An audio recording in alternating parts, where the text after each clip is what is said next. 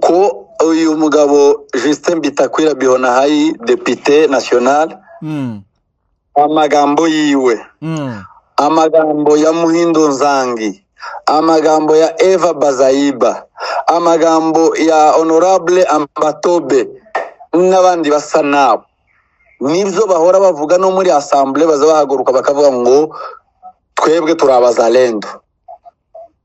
None uyu munsi yahagurutse abamagana, ariko yagiye avuga kuko hari abiyita abazalendo batari abazalendo, noneho harimwo bazalendo akaba n'abamayimayi. Muri raporo ya Mbuyi Kalonji Irigen, uyu ni porte-parole wa secteur opérationnel Sokola de Sud Kivu, yavuze kuko hakomeretse abantu 14, harimwo abasivili 9, abasirikare 2 ba FRDC n'abazalendo 3.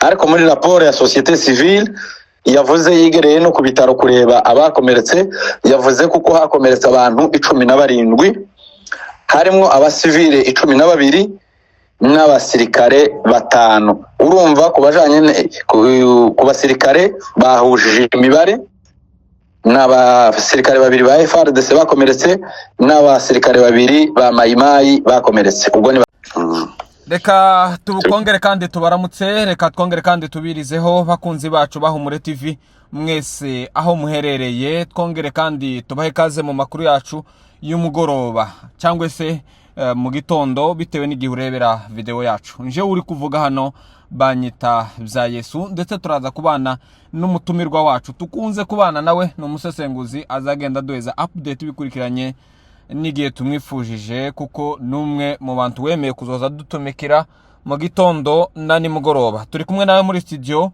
yitwa Mathieu, muraza kumwumva, ariko turaza kureberera hamwe ibintu bikomeje kuba hari ya za Uvira ndetse no mu misozi icungereye hari hejuru za Gahororo. Turakubitiraho ndetse turabaheza na update, nibyo cyane tugiye kureberera hamwe, turaza gukora analize kuri ibyo bintu. Reka dutangire tumwiyegereza mu makuru yacu y'uno munsi. Muraho neza Mathieu? Murakoze cyane bwana munyamakuru wa Humure TV bya Yesu, twahageze. Ni kaza cyane, ndagira ngo umaze kumenyera hano, ariko ni kwa kundi bazavuga ngo uruta kwise umushitsi ntaba rurwawe, ariko aha ntabwo ari mushasha, dukunze kubana nawe. Hari amakuru kuko hari ya Uvira guherejo ndetse naho ngaho zasange hakomeje kubaho umutekano mukeya mu baturage hagati ya wazalendo, ndetse ahubwo uyu munsi habaye guherejo habayeho na comfortement hagati y'abazalendo ndetse na FRDC mu buryo abaturage bakomeje kurenganaho. Duheze update wewe umuntu uraho ngaho kuri tele ndetse uza makuru y'impamo. Murakoze cyane. Je sinkunda kubita abazalendo, ariko kubera ko ariyo zina abantu bamenyereye twarevuga gutyo, ariko ni ba Mayimayi bamaze ibintu n'abantu guhera ku minsi 22 mwaka 2025, ubwo ni posho amasaha ya saa 10 za kuza nimugoroba ine yahoze ari site, ubu nyine niyo cheflier ya territoire ira Uvira imaze kuba mairie, bakuyeho za territoire zimukira muri Sange. Ubwo rero Sange niho kuri territoire, Uvira yasigaye ari ville. Ubwo rero kuri cheflier ya territoire ya Uvira ariho muri Sange, abayi 2, komanda witwa Kamama na komanda witwa Ngomazito, uriya ukunda kugaba ibitero hamwe n'ingabo za FDLR n'andi makoalisyon yose, ama force negative burundaise ari muri kariya karere muri Rugezi. Ubwo rero bagiye bagira ingabo zabo zigenda zibaserukira mu turere dutandukanye, bafunga amabarabara kugira ngo batangishe amataxe kubatambuka hanyuma bakarubura kuri aba bayobozi. Ingabo rero z'uyu Ngoma Nzito n'ingabo z'uyu Kamama, uyu Kamama wahora akorera muri plene ni babivyi basanzwe, nibo banyaze inka zo muri plene, nibo bategaga amamodoka bakambura abantu ibintu, bakica abantu, bakidinape, bakabajana mu gihuru, bakabaza kubagombora n'ibihumbi 5 by'idolari, ibihumbi 4 by'idolari. Uwo niwe Kamama. Ingabo zabo rero barakorogana bapfa nanone ibintu by'ubuyobozi n'ibintu by'amataxe hariya muri Sange, bararwana hapfamwo abamayimayi babiri. Uwo munsi nanone Luvungi nukuvuga ngo niwo muhana wa kabiri aho ihuriye na territoire ya Walungu. Territoire ya Walungu ihekerwa uja muri territoire ya Uvira, ihekerwa na site ya Kamanyola. Yitwa nayo yabaye site yahoze ari groupement. Ubwo uvuye muri Kamanyola urambuka gusa uruzi ugahita uja Katogota, wava Katogota ukaja Luvungi. Luvungi nawo ni umujyi munini, kuba ari nawo wa mbere mu miji cyangwa se mu mihana igize plene ya Rusizi. Naho mu masaha y'ijoro, mu masaha ya 4 z'ijoro habayeho amasasu ku ikanisa rya Katolike. Aho rero hari umuzamu ucungera ngo ndetse yari n'umukozi umwe mu ikanisa, yari afite inshingano mu ikanisa, yamara none akaba ari umuzamu w'ikanisa, akaricungana imbunda, nanone akaba n'umusinzi. Avuga kuko yasinze cyane agatangira kurasa amasasu, haba imvururu, arasa abantu baje guterana, hapfamo umwe, hakomereka 5. Nanone ku munsi w'ejo, aharejo ku minsi 23 y'ukwezi kwa 11 muri Uvira harasiwe 6 hapfamo umwe. Aho nihe byabirehe? Ubwo navuze mpereye muri Sange, aho aba bamayimayi ba Ngoma Nzito n'abakamama bakoroganiye, hapfuyemo 2. Aho ni muri Sange. Okay. Luvungi niho hapfuyemo umuntu civil umwe, hakomereka abandi 5. Uvira muri komine ya Mulongwe, ejo amasaha ya nimugoroba hari saa 11 zuzuye, umumotari yaraje afite undi muntu atwaye, ariko uwo muntu akitwa kuko ari umuzalendo. Bageze kuri place Monima bakora nk'impanuka bitewe n'umuvuduko nyine bari bafite, bari mu kugenda nabi cyane muri iri barabara rya Uvira. Umusirikare wa FRDC arabahagarika, ari gukurikirana impamvu z'iyo accident, kuko yari itewe n'uwo mumotari. Mu gihe yari ariko ababaza impamvu bari kugenda gutyo na cause ya accident, haza abandi bazalendo baravuga ngo wewe ntufite uburenganzira, nta bubasha ufite bwo kubaza uko byagenze, bareke bagende. Edayeri yari afite n'umuzalendo. Wa musirikare ashatse gusubizanya n'aba bazalendo, ngo batangire gusubizanya amasaso, baravuze babatangiye kuharwanira. Ubwo umunsi w'ejo haba hapfuyemo abantu 4, harimo umusirikare umwe wa FRDC, harimo abazalendo 2 n'abamotari umwe. Ubwo haba hapfuye abantu 4, umusivili umwe, abazalendo 2 n'umusirikare wa FRDC umwe. Nanone hakomereka muri raporo ya Mbuyi Kalonji Irigen, uyu ni porte parole wa secteur opérationnel Sokola de Sud Kivu, yavuze kuko hakomeretse abantu 14.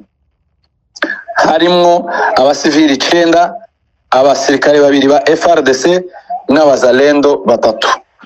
Ariko muri raporo ya societe civile yavuze yigereye no ku bitaro kureba abakomeretse, yavuze kuko hakomeretse abantu 17, harimwo abasivile 12 n'abasirikare 5. Urumva kubajanye ku basirikare bahujije imibare, n'abasirikare 2 ba FRDC bakomeretse n'abasirikare 2 ba Mayimayi bakomeretse, ubwo ni 5. Abasivile bakomeretse societe civile yavuze ko ari 12. Umuvugizi wa gisirikare muri raporo yiwe yatanze yavuze ko bakomeretse abasivile 9. Ubwo ku munsi w'ejo nimugoroba hari hamaze gupfa abantu 4 muri komine ya Mulongwe, hakomeretse abo bantu 17. Nanone zakomeje kugeza uyu munsi bwakeye bidasa neza, secteur ndetse na region militaire mu ngabo kuri Monima bicara, abandi baja kuri kwibarabara rya Mwami aho rihurira na route principale. Noneho basa nyine n'abashamiranye, bashaka no kuvugana nabi, amasasu aravuga ariko biza guhagarara. Abazalendo cyangwa se aba Mayimayi baja guhera kwibarabara rya Mwami usubiza karya Mabenge na Kalundu. FRDC nayo ihera aho ngaho isubira Monima na Mulongwe nepfo kuri biro za mairie. Mathieu, hariho akabazo mbere yuko duprosida ku bintu byabaye hariya za Uvira, kuko wari ukomeje utange kubitubwira. Hari amakuru yakomeje acicikana ku mbuga nkoranyambaga avuga kuko William Yakutumba yaba yarashwe hariya za Uvira, kuri ubu ngubu akaba muri hospitale ya Hôpital General ya Uvira. Bimeze gute duheza umuco kuri ico kintu? Murakoze cyane. Ayo ni amakuru yavuzwe ejo, nkuko nari mbivuze kuri iyo mirwano yabaye hagati y'amaelema y'abamayimayi bita abazalendo na FRDC. Baratangira kwandika mu marezo sosio, baravuga ngo muri abo bakomeretse ngo harimo ngo na William General autoproclamé William Yakutumba. Ariko bimaze gushishozwa no gukorerwa enquête zaze gusanga ari ikinyoma. Ntabwo Yakutumba yari ahari, ntabwo yakomeretse, na makuru ya rezo sosio. Hari igihe nyine message umuntu aza yandika message byahurirana nuko hari incident yabaye, kubera kuko yari muri Uvira, kandi Uvira habaye amasasu, habayeho échange y'amasasu ya FRDC n'abazalendo. Rero message yanditswe gutyo hari igihe umuntu ashobora kuyifata agahita agira ngo ni ukuri, ariko bimaze gukorerwa enquête zasanze ari ikinyoma. Ni umuntu gusa wanditse iyo message kuri WhatsApp, igenda izunguruka ku mbuga nkoranyambaga, ariko William Yakutumba ntabwo yarashwe, na makuru y'ikinyoma. Harashwe abandi baba Mayimayi ariko siwe warashwe. Ubwo sinzi ko munumva. Ko turakumva cyane Mathieu. Murakoze cyane. Rero uyu munsi masaha ya nimugoroba nanone nka 10:10 nibwo amasasu kandi yatangiye avuga cyane. Ubwo panique généralisée muri Uvira yose, bavuga kuko abazalendo bagiye kwihora kuri FRDC. Bamwe bakavuga ngo Mayimayi babonye imodoka ya FRDC itambuka bayirasa amapine. Abandi bavuga kuko bambuye umusoda wa FRDC, bamushize chini ya ulinzi, bamwambura intwaro, bamwambura imbunda, nawe abandi baramutabara. Ubwo baba batangiye kuharwanira. Nanone amasasu aravuga, abantu bari bakiri mu mirimo, abantu bari bagitabanyiki iyo bari, abantu benshi bariko bavugira ku matelefone bavuga ngo ntituzi ko dushika mu mago cyangwa turari iyo turacari mu gasozi. Ibintu nyine bidasa neza, abantu bakomeje kuvuga cyane bitonganya iyo situation barimwo muri Uvira. Ubwo bila kugeza ubu nyine tuvugana nuko hari amaze gupfa aba elema babiri baba mayimayi cyangwa se wazalendo. Ku ncamake cyangwa se kuburambuye nayo niyo makuru ari muri Uvira. Ubu tuvugana ni mu mugoroba, ni mwijoro iwanyu aho ngaho, twebwe ni mu mugoroba ariko mwebwe iwanyu ni mwijoro, bivuze kuko ubu nyine ni saa 3 n'igice za nijoro hamaze gupfa abantu babiri baba mayimayi. Abandi nta yindi bila turabona kandi amasasu ntaraceceka kugeza ubu nyine abantu ko baracabarwana mwijoro. Ubu mu mwanya byari bibaye nk'ibiceceka, byari bibaye nk'ibituza, abantu bamwe batangira gutaha aho bari bikingiraniye mu mazu, batangira gutaha, ariko nanone amasasu ntiyaceceka, arakomeza n'imbunda nkuru uzumvikana mu makartie yose, ukabura icyo bari kurasa. Bivuze kuko abaturage bose baturiye Uvira cyangwa se abaturage ba Uvira kuri ubu ngubu ntibaryamye kuko amasasu ni menshi yaraza Uvira. Ubu bimeze nabi cyane, babyita mu rurimi rw'igifaransa ngo ni psychose. Ubu nyine abantu bari mu buzima bubi cyane, kandi bagerageje kwitunganya ko barabivuga no ku marezo sosiyo, bagatuma amaudio biyatake ku bayobozi. Maire de la ville ni kumaze ko wacecetse turi gushira, ubu buyobozi bumaze iki ko baritotombera baba mayimayi mwaje kutumara. Ese abari mu butegetsi bwa M23 ko baryamye basinziye ari amahoro, abandi bavuga nti ni gute muzoza mudukonda mugoroba izuba rikiriko ryaka ngo ni mudushire mu byumba ngo tuje mu bitanda tuje kuryama kubera gutinya gupfa. Abari mu buyobozi bwa M23 AFC ko baryamye basinziriye, bameze neza, bafite umutekano wisanzuye, bagenda ijoro bagenda amanywa. Mwebwe niki mutubariye? Ibyo byavuzwe ndetse na honorable Bitakwira Bihona Justin, turaza gusubiraho mu magambo. Ushotse umugeraho numvishije n'abagabo n'abagore ingeri zose n'ubu baracari ko babivuga. Abandi bari kuvuga ngo ndi n'ubundi tinti muri abibona, muracabona ibindi byago bikomeye. Aba bazalendo mworoye, aba mayimayi mworoye, mwababonye barya inyama z'abantu, muraceceka mukagira ngo akasakaga mugiye kukabona. Ibyo bakoze, amarorerwa bakoreye muri uyu muhana muracabibona. Mwagiye mubona no kuntu inzuzi zuzuye zikamara abantu, timugire ngo ni ikindi. Ni amarorerwa mwabonye akorerwa muri uyu muhana, abantu batwika abandi bakabarya inyama, bakabarisha igishwaga, mukabirebera mugaseka, mukabikomera amashi, mukavuga ngo ubutwari, ariko mugiye kubibona. Reka babahinduke, reka babice. Mwavuze ko ari abana banyu, ariko mureke mubone noneho ko baritanwa ba mwana. Ubu nyine ni ibintu bisa nabi, abantu ko barataka ingeri zose. Warugeze kuri Bitakwira, nigeze kumva audio yiwe yohereje abanyabuvira cyangwa se abazalendo. Wumvishije ijambo yatangiza avuga ngo mwebwe mwiyita abazalendo, bivuze kuko nawe ahakana kuko atari abazalendo bakiri mayimayi. Nuko uyu mugabo Justin Bitakwira Bihona député national, amagambo yiwe, amagambo ya Muhindo Nzangi, amagambo ya Eva Bazaiba, amagambo ya honorable Ambatobe n'abandi basa nabo, nibyo bahora bavuga no muri assemblée. Baza bahaguruka bakavuga ngo twebwe turabazalendo.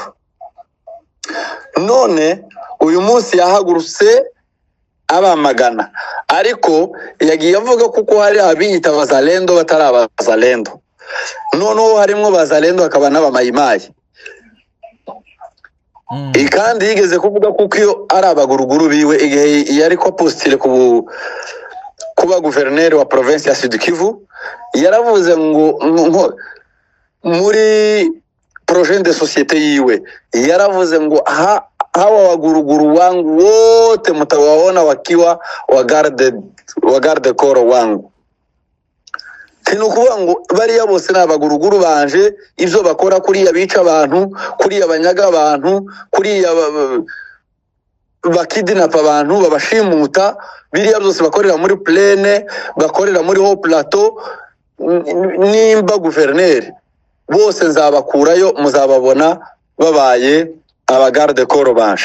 ariko kira aho ngaho mu mvugo ziwe n'ukuntu yavuze muri no audio yatanze avuga, yavuze kuko ntiyagiye kure naho ngaho uvuze, yavuze kuko ari we watangije Wazalendo, ndetse ababwira kuko agomba kubakura mu ishamba, ari we wabikoze. Yego, yavuze timwibuke inda mwari mufite mukinisha. Mwibuke kuko ari jewe waje kubakurayo koresha imikutano ibuvira no muri Fizi. Mwibuke ko ari jewe wabakuye mu ishamba nkabazana nkabagira abantu, bunyine namwe mwari abantu. Ubu nyine ni mwebwe mwari mwubashwe, mwari mwemewe ku rwego rw'igihugu kuruta ndetse na FRDC.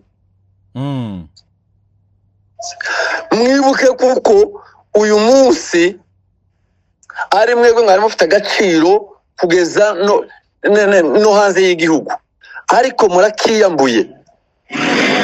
Uno munsi ahayobowe na AFC M23 nibo bafite amahoro n'umutekano kurutaho mwebwe mu control. Ico kintu naje nico nazagira ngo nze kukubwira. Urumva ko ari kintu kimwe natahuye, ni gute kuri ubu ngubu bitakwira yemera kuko M23 cyangwa se twirwana abantu bakontorora hari amahoro kurushaho FRDC ndetse na Mayimayi bakontorora, akanabivuga mu kanwa akemera kuko batekanye ndetse abaturage babo bagize, ariko abaturage bacu b'abanyamurenge bamwe muri twebwe bakabihakana bavuga kuko bari terorize n'u Rwanda atari twirwane. Wewe se ubundi aravuga ngo umuntu ukritika sungura utayemera n'uwo yinenga ntabura no kuvuga kuko yihuta. Nawe Justin Bitakwira nubwo abatuka akabita abanyamahanga, akabita kuko atari abanyagihugu, ariko aremera kuko aho bayoboye hari umutekano, hari amahoro, abantu bishira bakizana, bagenda ijoro n'amanywa, nta sasu rihavugira, babonera ibyangombwa ku gihe.